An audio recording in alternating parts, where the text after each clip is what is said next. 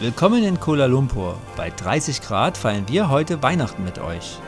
Aber wie feiert man in Malaysia Weihnachten so ganz ohne Schnee? Und kommt dabei überhaupt das Gefühl von Weihnachten auf, so wie wir das kennen? Lass uns das in diesem Video mal zusammen rausfinden.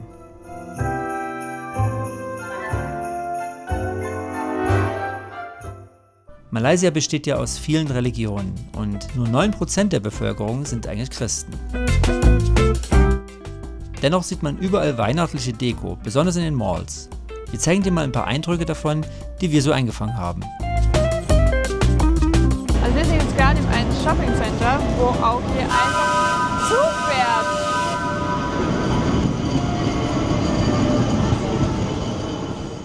Ja, und mit diesem Zug könnt ihr natürlich auch mitfahren. Ist kostenlos, geht in einem Affenzahn hier durchs Einkaufszentrum durch und dann könnt ihr die ganze Deko mal auch aus einer anderen Perspektive sehen.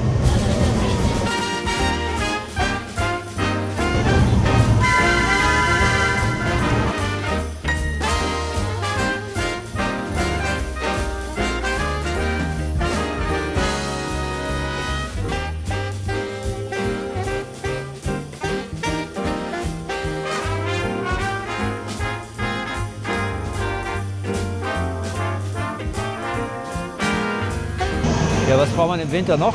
Außer Christbäume und ein bisschen Deko. Schnee wäre nicht schlecht, ne? Und was kommt dem Schnee schon ein bisschen näher? Hier, so eine Schlittschuhbahn. Du kannst ein bisschen Schlittschuh fahren. Mitten im Einkaufszentrum.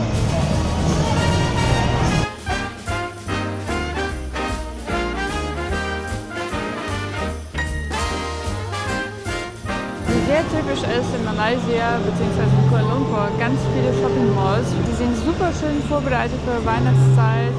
Extrem bunt dekoriert, ne? Hier fährt sogar ein Zug durch, habt ihr eben gesehen. Die Weihnachtsdeko ist überall zu sehen und es ist alles Also bunt. kommt auf jeden Fall auch ein bisschen in Weihnachtsstimmung, ne? Also das auf jeden Fall. Ja, der Schnee fehlt, dafür haben sie die Eishalle. Ansonsten haben sie es echt super dekoriert. Und was ich noch dazu sagen wollte, es sind ja nur 6 oder 9% in Malaysia überhaupt christlich. Also nur so wenig Leute feiern überhaupt Weihnachten. Und trotzdem ist das hier so geschmückt und alle feiern es mit. Ja, und alle Religionen feiern gemeinsam. Okay, jetzt haben wir die Mall gesehen und die Dekos sind alle wunderschön, aber wem der Schnee jetzt wirklich fehlt, ne, für den haben wir einen Tipp. Da gibt es nämlich in der Stadt das Avenue K und in der haben sie sich was ganz Besonderes einfallen lassen. Das schauen wir uns mal als nächstes an.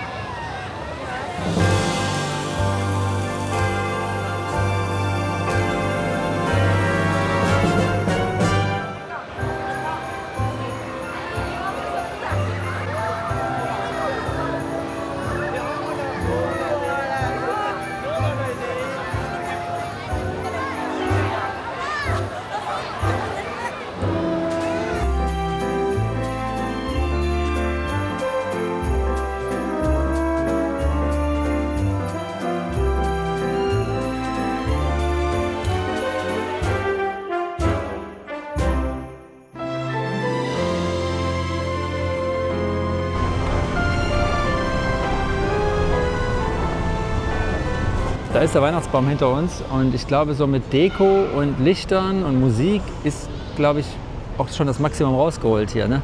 Ja, das ist das einzige Weihnachtsstimmung.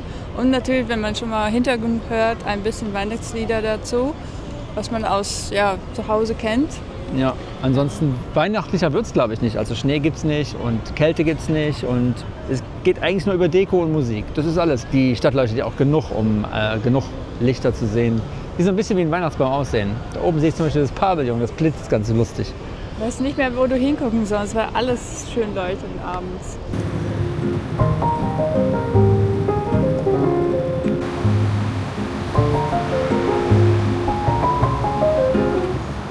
Die Einheimischen treffen sich gemeinsam, unabhängig von der Religion und verbringen die Zeit miteinander. Viele fahren zu ihren Familien raus aus der Stadt.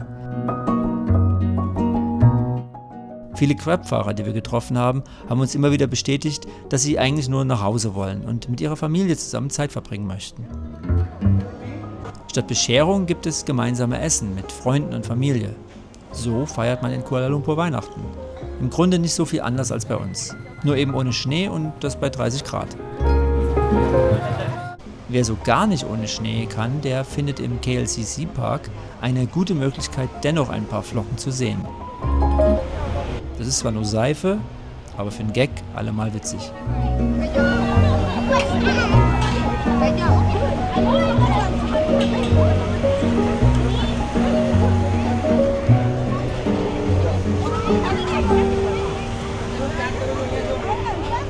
Denkt man Schnee, aber nein, es ist ein Schaum. Und es schneit nicht in Kuala Lumpur, aber für einen Gag ist es ganz nett gedacht.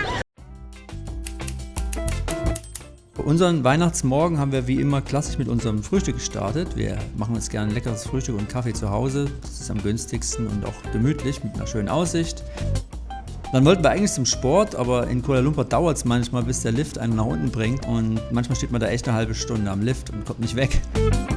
Ja, und beim Sport selbst hat man eine schöne Aussicht, schöne Klimaanlage, da kann man sich gut bewegen, schon mal den Tag gut starten.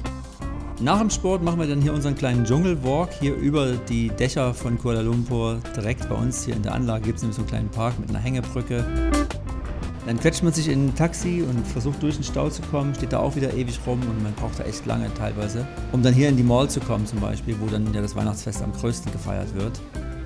Ja, und die Malls hier sind echt immer schön geschmückt, das hatte ich ja schon mal gezeigt. Und in der Mall gab es dann auch einen Chor, der aufgetreten ist, aus Korea extra eingeflogen. Und da kam dann bei uns so das erste Mal richtig Weihnachtsgefühl auf.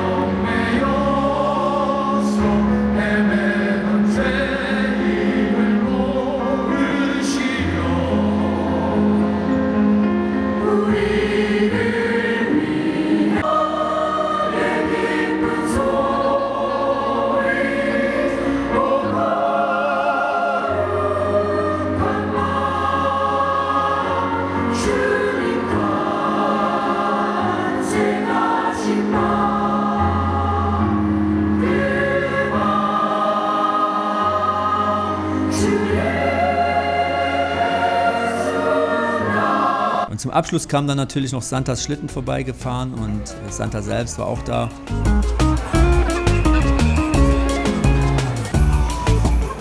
Und das hat bei einigen für viel Freude gesorgt. Andere fanden es aber eher ein bisschen spooky und wollten sich am liebsten hinter der Mama verstecken.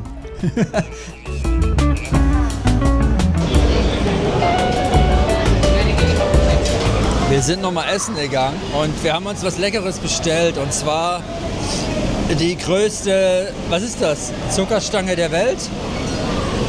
Das ist das Tosai. Ja, ein riesengroßer Teigfladen und den dippt man jetzt hier lecker in Soße rein. Es sieht sehr witzig aus und es schmeckt hoffentlich gut. Wir haben dazu einen Teller bekommen mit verschiedenen Soßen und den dippen wir uns jetzt rein. Auf jeden Fall wieder ein sehr spannendes Restaurant, in dem wir sind. Das ist schon wieder so ein Food Court hier. Da gehst du als Tourist wahrscheinlich nicht rein, weil das so versteckt ist auf so einem Parkplatz. Ich weiß nicht, wie ich solche Perlen immer finde. Ich finde es super. Blätterteig und scharfe Soße. Ungefähr so kann man es beschreiben. Aber sehr lecker. Dazu gibt es ein Hühnchen. Es gibt eigentlich zu allem hier immer Hühnchen. Scharfe Soße, Garlic Naan, also so ein bisschen indische Küche mit malaysischer Küche gemixt. Und das in so einem großen Food Court, wo es eigentlich alle Gerichte der Welt in einem Platz gibt. Das ist immer sehr interessant. Das ist nicht im Supermarkt, sondern das ist hier so ein malaysischer Food Court, der von außen eigentlich relativ unscheinbar aussieht, innen drin aber riesengroß ist und die Jungs arbeiten hier in so besonderen Uniformen.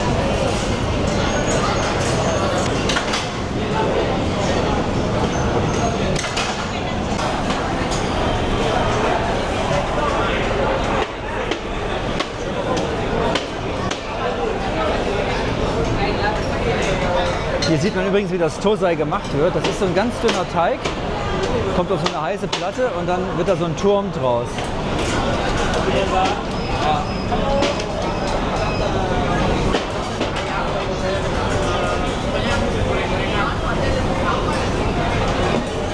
Ja, und der Laden ist gut besucht, vor allem bei den Einheimischen. Und ja, weil es gutes Essen zu günstigem Preis gibt.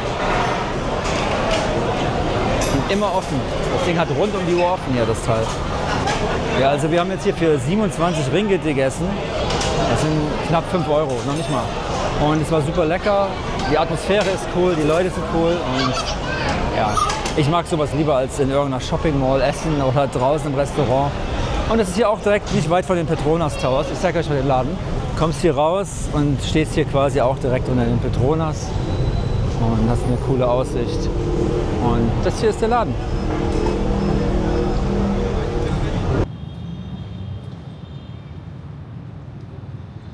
Die Petronas-Türme leuchten hier heute noch mal in einem besonderen Licht. Und ja, so feiert man in Malaysia Weihnachten. Habe ich ja schon gesagt. Viel in den Malls, viel Deko, viel Licht und viel Musik. Ansonsten ist es einfach nur warm und man muss sich das Weihnachtsgefühl irgendwo anders herholen. Heute ist der 24.12. Weihnachten beginnt und damit wünschen wir euch allen frohe Weihnachten. Frohe Weihnachten von mir auch, ja. Wir wünschen, dass ihr wirklich schöne Feiertage habt und nicht alleine feiern müsst. Letztendlich geht es ja nicht darum, wo du feierst, wie du feierst, sondern mit wem du feierst, nicht wahr? Ja. Es geht auch nicht um Geschenke und es geht auch nicht um Kommerz, sondern eigentlich geht es nur um das Gefühl in dir drin mit euch zusammen. Und man sieht ja auch an uns hier bei 36 Grad unter Palmen, kann man trotzdem irgendwie schön Weihnachten feiern und trotzdem ein cooles Gefühl haben, ne? Ja, also es ist auf jeden Fall wie jeden Tag so wie Weihnachten für uns, weil wir die freie Zeit nutzen und einfach den Tag genießen. Ne? Ich hoffe, ihr habt ein bisschen Eindruck bekommen, was man hier in Malaysia zu Weihnachten macht, wie das hier aussieht. Und überlegt mal, ob ihr herkommen wollt zu Weihnachten oder nicht. Und ja, wenn es euch gefallen hat, Daumen und so und Abo, ne? Ansonsten sehen wir uns in einem der nächsten Videos wieder. Und wir sagen tschüss, bis dahin und nochmal frohe Weihnachten. Ja, bleibt gesund und viel Spaß und isst nicht zu viel. Tschüss. Tschüss.